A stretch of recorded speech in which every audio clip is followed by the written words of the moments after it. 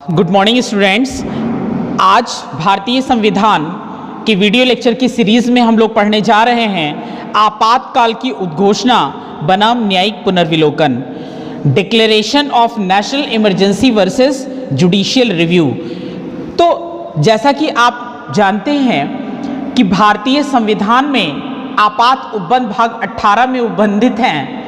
भाग 18 के 352 आर्टिकल्स में अनुच्छेद 352 में राष्ट्रीय आपात की बात की गई है। क्वेश्चन ये है कि क्या आपात की उद्घोषणा संबंधी राष्ट्रपति के समाधान की न्यायिक जांच की जा सकती है? राष्ट्रपति नेशनल इमरजेंसी कैसे लगाएगा? राष्ट्रपति नेशनल इमरजेंसी प्रधानमंत्री की सलाह पर लगाएगा, ऐसा भारतीय संविधान में पहले दर्ज था, पहले लिखा हुआ था। लेकिन 42वें संवैधानिक संशोधन से पहले श्रीमती इंदिरा गांधी की सरकार ने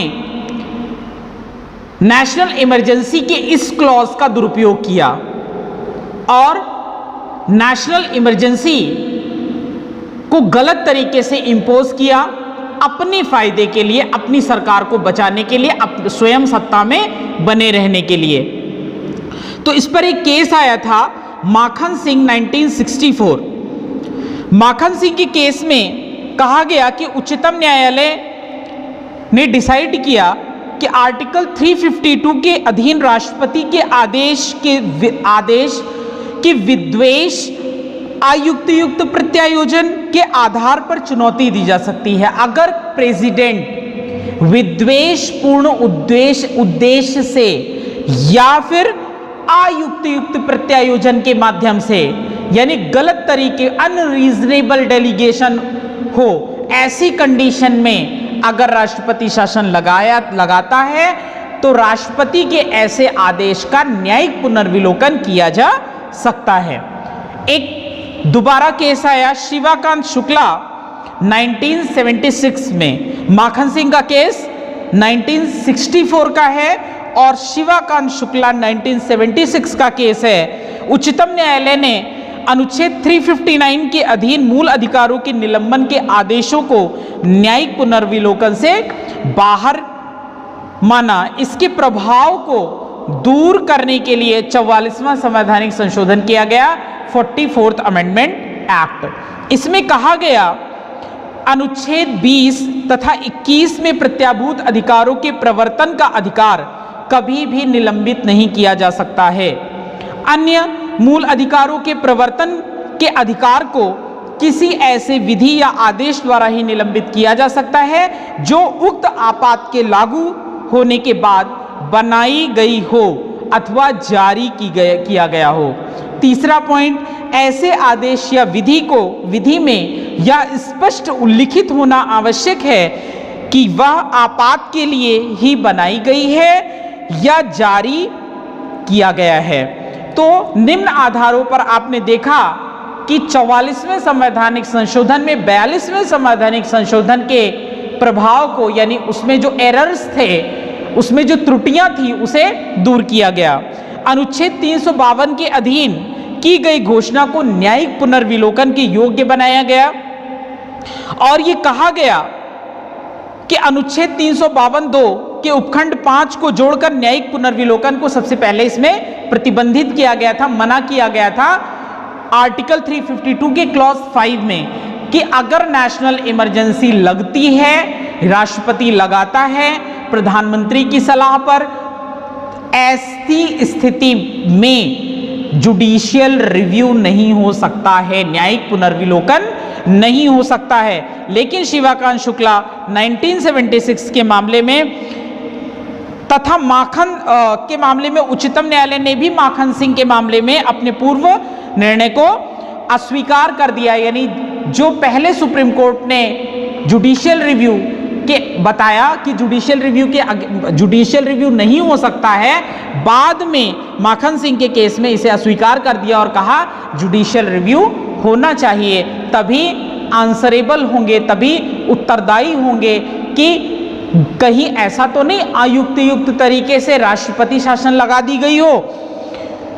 अब हम देख लेते हैं कि अनुच्छेद 20 एवं 21 से भिन्न अन्य मूल अधिकारों का निलंबन भी तभी अनुच्छेद 359 से बाहर रखा गया जबकि निलंबित करने वाले आदेश या विधि आपात लागू होने के बाद बनाई गई हो।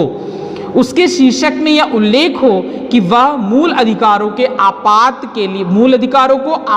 के लिए निलंबित करने वाली है। यानी कि उसके शीर्षक में, उसकी हेडिंग्स में ये मेंशन होना चाहिए कि फंडामेंटल राइट का सस्पेंशन क्यों हो रहा है, यानी बेस क्या है, ग्राउंड क्या है।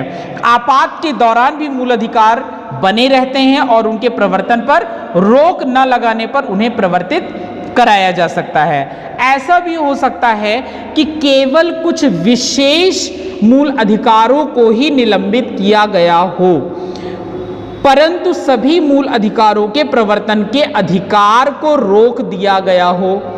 ऐसे में मूल अधिकार उनको निलंबित किए बिना ही उनके प्रवर्तन को रोका गया है। आपात के दौरान यदि कुचले गए हैं तो आपात की समाप्ति के बाद उनके प्रवर्तन के लिए कार्यवाही की जा सकती है।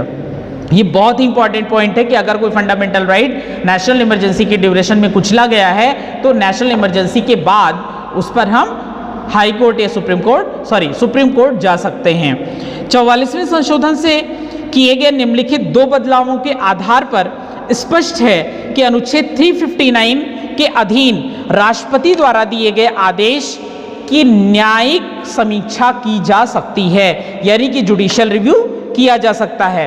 पहला पॉइंट है, कारण क्या है?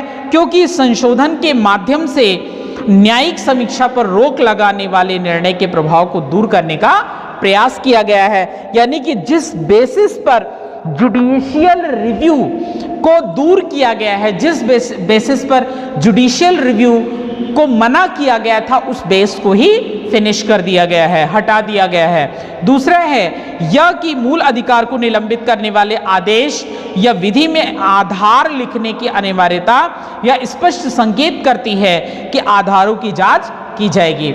और ये कहा गया है कि अगर नेशनल इमरजेंसी इम्पोज की जाती है तो उसके ग्राउंड लिखने पड़ेंगे। तो जाहिर सी बात है, जब हमें ग्राउंड लिखने पड़ते हैं तो हमारी जिम्मेदारी बढ़ जाती है, यानी कि हमारे पे जिम्मेदारी आ जाती है कि हम जो कार्य कर रहे हैं उसके प्रति हम उत्तरदायी होंगे, उसकी जवाबदेही बनेगी।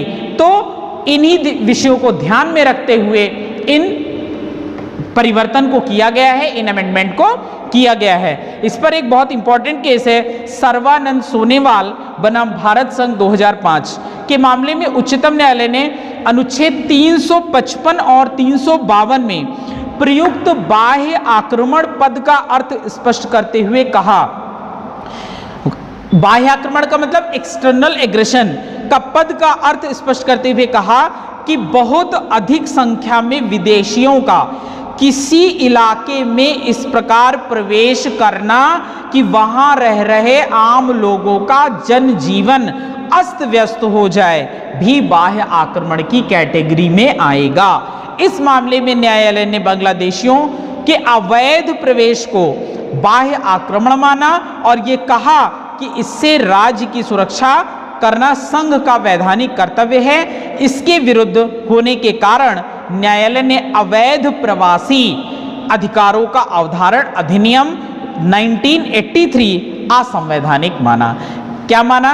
कि अगर कोई विदेशी भी बहुत संख्या में आ रहे हैं तो उसे भी हम बाह्य आक्रमण की कैटेगरी में रख सकते हैं, क्योंकि उनसे हमें असुरक्षा पैदा हो सकती है। तो आज के वीडियो लेक्चर में आपने क्या देखा कि judicial review versus national emergency, declaration of national emergency.